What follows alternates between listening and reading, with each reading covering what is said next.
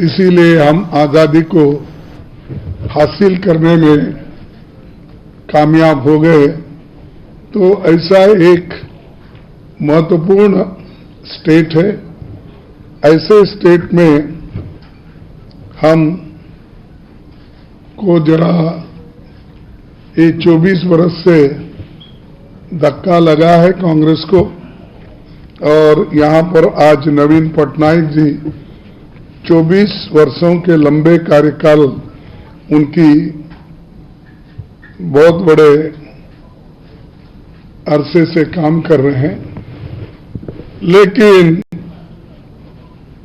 इतने दिन काम करने के बाद और उन्होंने जिनके साथ काम किया वो भी कम से कम 10 साल से मोदी जी उनके साथ ही है। उन्होंने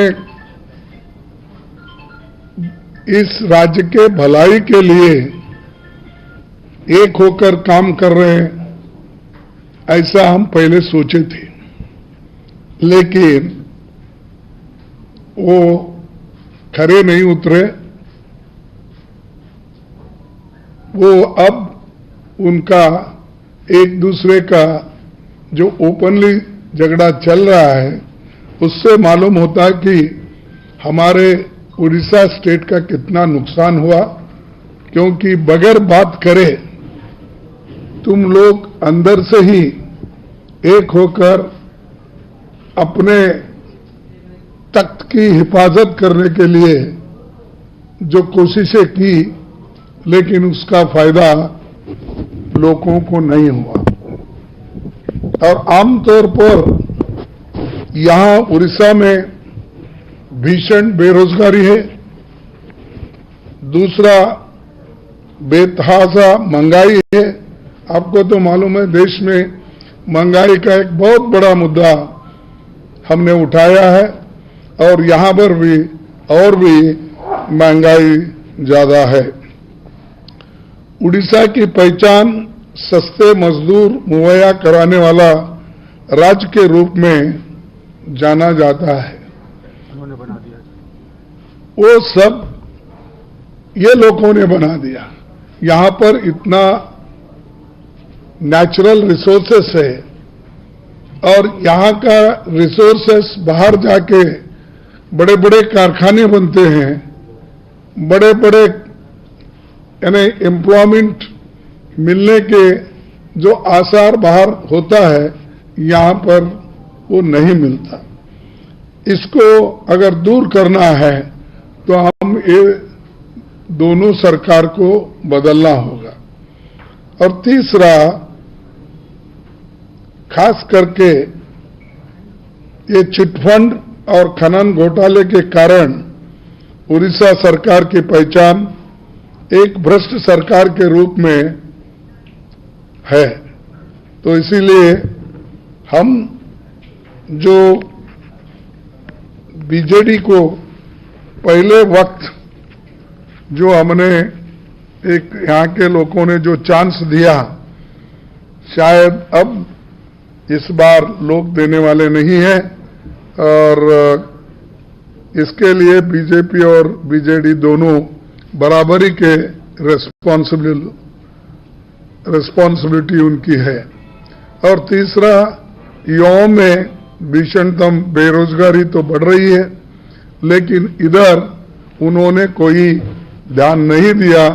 और हम अभी हमारे साथ जो नेता आए थे उनसे पूछताछ करने के बाद यहाँ कम से कम 41% ILO रिपोर्ट के मुताबिक अनएम्प्लॉयमेंट है। तो आप सबसे ज्यादा उड़ीसा में है, तो फिर आप डेवलपमेंट क्या करें? 24 साल एक आदमी एक जगह एक स्थान पर अगर बैठता है, अपने लोगों की चिंता अगर नहीं करता, 41% अनएम्प्लॉयमेंट रखता है, और फिर भी लोगों से वो वोट पूछते हैं, तो किस मुंह से वो पूछते हैं मुझे समझ में नहीं आ रहा। और इनको साथ बीजेपी तो और भी रिस्पॉन्सिबल है, क्योंकि यहाँ के लोगों को तो एक अलग ढंग से उन्होंने बोल कर अपने मदद करने का तो छोड़ दिया, और यहाँ पर कोई मदद ही नहीं किया, सिर्फ उनके चीफ मिनिस्टर के ऊपर छोड़ दिया। लेकिन चीफ मिनिस्टर और दोनों मिलके इस अपने उड़ीसा का मैं क्या कहूं कि उड़ीसा को बर्बाद करने में इन दोनों का हाथ है। तो हम ये चाहते हैं कि हमारी सरकार, गठबंधन की सरकार, हम जो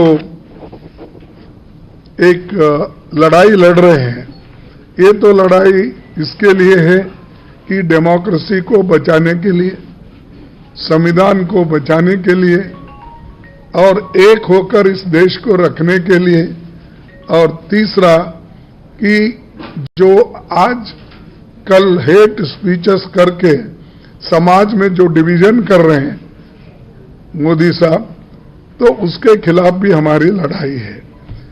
और ये बहुत से माइनिंग और अदर जो भी नेचुरल रिसोर्सेस है, उसकी यहाँ पर बहुत लूट हो रही है, और बड़े बड़े जो भी प्लांट्स बने, कुछ भी बने, तो पहले के हैं, इनके तो कोई इसमें हिस्सा नहीं है। तो ये मैं इसलिए कह रहा हूं कि जब आदमी को एक अपॉर्चुनिटी मिलती है तो वो अपने राज्य के हित में काम करना चाहिए, और उसी ढंग से मोदी जी जो आज हर जगह जाके बोल रहे हैं कि मैं 400 पार सीट ले रहा हूं। अरे 400 पार कहां लेते हैं? आप तमिलनाडु में हैं, आप केरला में हैं, आप कर्नाटक में 50-50 हो रहा है, और महाराष्ट्र में 50-50 हो रहा है, और आंध्रा में तुम्हारा कोई नहीं है, वहां पर तो जगन बैठे हैं, और तेलंगाना में ये लोग हैं। कर्नाटक, तेलंगाना, ये अपना केरला, तमिलनाडु, आप कहीं भी नहीं है वहां पर। और यहां पर जो ज्यादा से ज्यादा सीटें पहले हमारे इनको मिलते थे, अपना पटनायक जी को, अब यहां पर भी वो